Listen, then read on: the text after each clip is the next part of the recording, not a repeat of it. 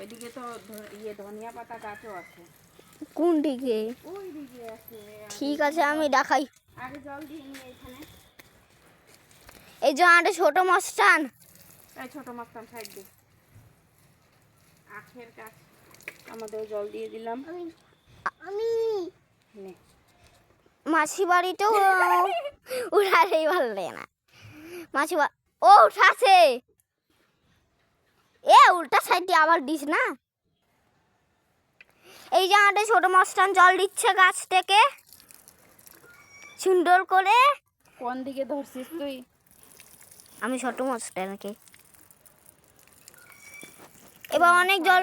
পুরো মশা আছে। বুগু চল চল চল, যাই হয়ে গেছে আর কালকে। ওই যে ধনিয়া পাতা গাছ। চলো আমি সাইডে সাইডে ভিজে যাবি। মনে হচ্ছে কি এর উপরে পুরো বৃষ্টি।